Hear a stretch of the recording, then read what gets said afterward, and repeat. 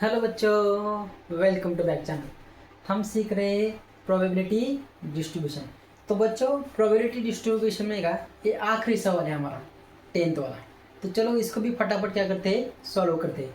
तो यहाँ पर हमारा ये चैप्टर क्या हो जाएगा, फिनिश हो जाएगा। ठीक है, तो देखो क्या दिया गया है, random variable x is the PDF. PDF मतलब इसकी वाली इक्वलिटी कितनी होगी, 1 होगी। ठीक है, और क्या दिया हमें, फंक्शन दिया है। इस पर से हमें क्या निकालना है, सी निकालना है, ई ऑफ एक्स निकालना है, वेरिएंस ऑफ एक्स निकालना है। तो पहले हमें ये सी की वैल्यू फाइंड करनी पड़ेगी। ठीक है, तो आंसर में आप क्या लिखेंगे, पहले ये एज इट इज़ यहाँ तक लिखेंगे। ठीक है, इसके बाद हम क्या करते हैं, इसको नीचे लिखते हैं। The given function is PDF. PDF मतलब ये जो फंक्शन होगा f of x d x is equal to क्या होगा, तो 1 होगा। इसका लिमिट क्या है, लिमिट 1 से लेके 3 तक ये फंक्शन क्या होगा, इज इक्वल टू 1 होगा। एफ ऑफ एक्स की वैल्यू क्या है, सी अपॉन एक्स। पुट कर दो यहाँ पर, क्या है, C upon x d x is equal to 1। C constant है, इंटीग्रेशन के बाहर ले लो उसको, 1/3 d x upon x is equal to C. अब देखो integration d x upon C, इसका क्या होता है, अगर डिनोमिनेटर का डेरिवेटिव ऊपर होगा तो उसका इंटीग्रेशन क्या होता है, उसका इंटीग्रेशन होता है लॉग ऑफ डिनोमिनेटर होता है। क्या होता है, log of denominator 1/1/3 limit is equal to C. याद रखो, अगर ऊपर डी एक्स होगा नीचे एक्स होगा, इसका इंटीग्रेशन क्या आता है, लॉग ऑफ डिनोमिनेटर आता है। क्या आता है, लॉग ऑफ डिनोमिनेटर। डिनोमिनेटर का क्या करना है, लॉग लेना है। याद रखो उसको।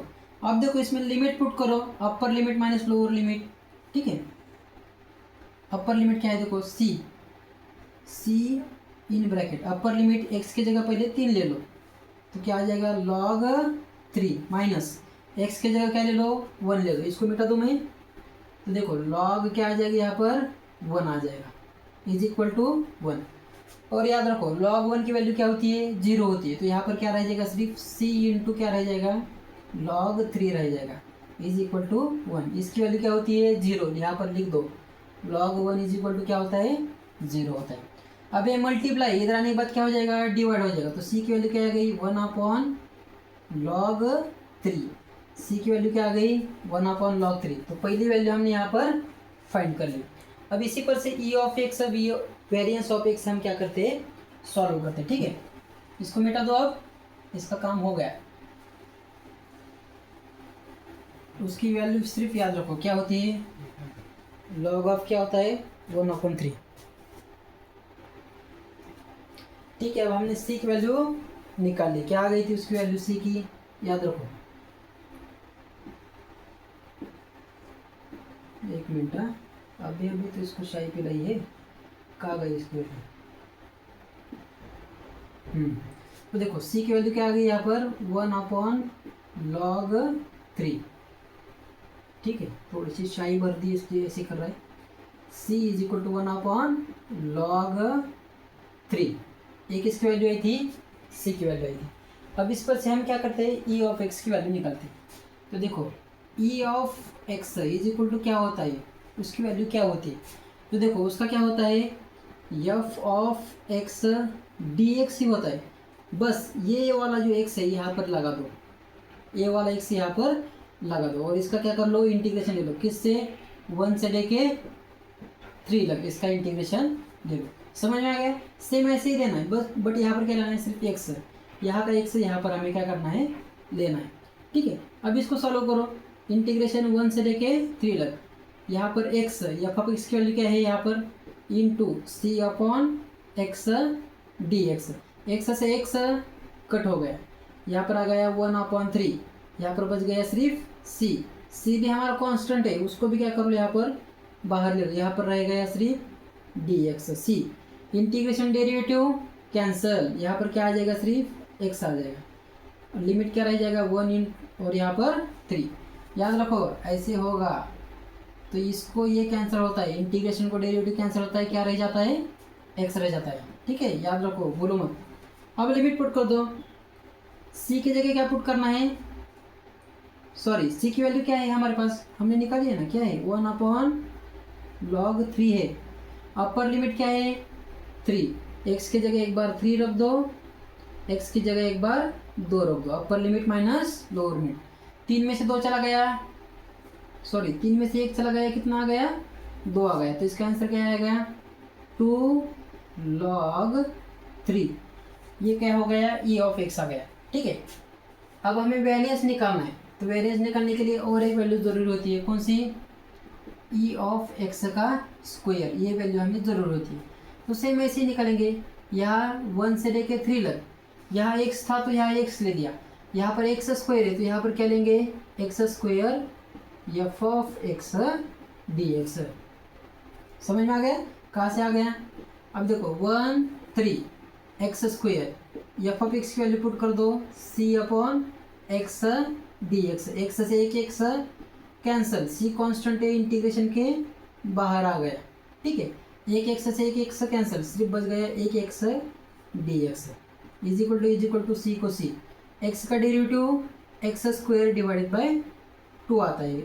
लिमिट क्या है 1 से लेके 3 तक, 2 कांस्टेंट है उसको बाहर ले लो, सी ओपन क्या आ जाएगा 2, लिमिट पुट करो, 2 का क्यूब कितना आता है, 2 का क्यूब सॉरी 3 है ना, हाँ 3 का स्क्वायर कितना आता है, 3 का स्क्वायर आता है 9, अपर लिमिट माइनस लोअर लिमिट, 1 का स्क्वायर 1, 9 में से 1 चला गया, कितना आ गया यहाँ पर 8 आ गया, तो 8 सी डिवाइडेड बाय क्या आ गया यहाँ पर 2 आ गया। अब 2 से डिवाइड कर दो, 2 1 ज़ा 2, 2 4 ज़ा 8, तो क्या आंसर आ गया यहाँ पर 4C। लेकिन C की वैल्यू हमने निकाली थी, क्या आई थी 1/log 3, तो क्या आ जाएगा 4log 3, C की वैल्यू क्या आ जाएगी 1/log 3 आ जाएगी। तो ये किसकी वैल्यू हो गई, ई ऑफ एक्स स्क्वायर की वैल्यू हो गई। अब इसी पर से हम किसकी वैल्यू निकालते हैं, वेरिएंस ऑफ एक्स की वैल्यू निकालते हैं। इसको मिटा दूं मैं अभी,